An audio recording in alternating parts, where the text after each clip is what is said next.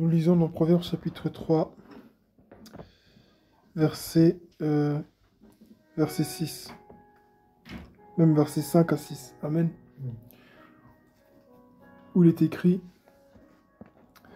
confie-toi en l'Éternel de tout ton cœur et ne t'appuie pas sur ton intelligence.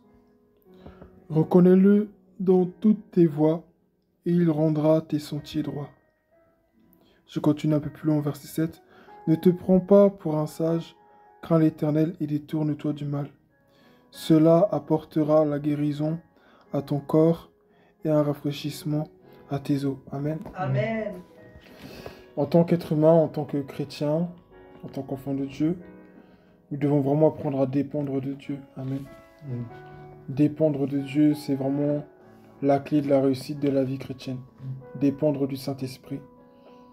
Que ce soit pour sortir d'un péché ou que ce soit pour réussir un projet.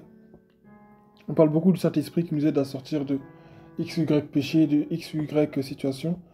Mais le Saint-Esprit aussi est là pour nous aider à réussir nos projets dans nos vies. Amen.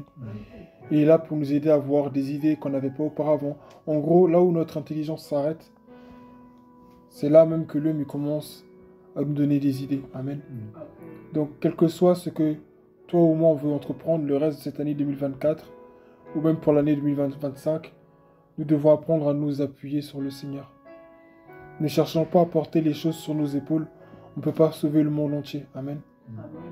Mais ceux qu'on peut sauver autour de nous, ceux qu'on peut aider, ceux vers qui on peut aller, sachant que Dieu nous a donné la force de le faire. Amen.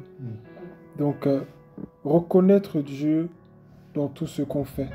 Ne pas chercher à recueillir toute la gloire, à recueillir tous les honneurs. Mais à se rappeler que tout ce qu'on a, tout ce qu'on est, vient de Dieu. Amen. Amen. C'est vraiment là le message de ce soir. Nous avons besoin de Dieu, c'est pour ça que nous sommes là. Sinon, nous ne serons pas ici.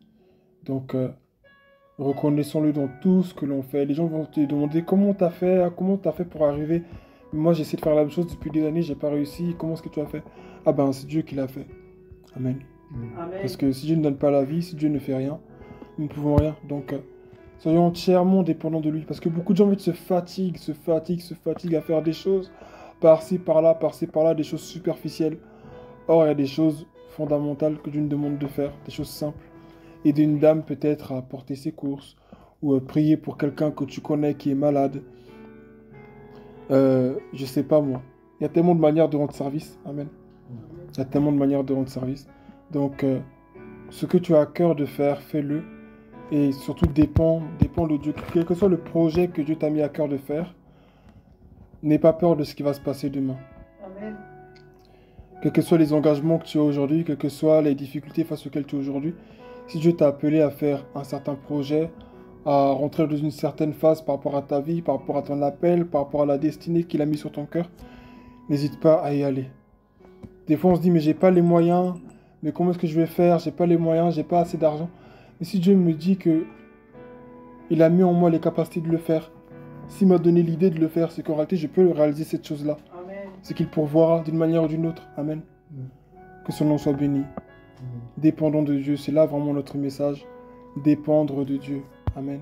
Amen.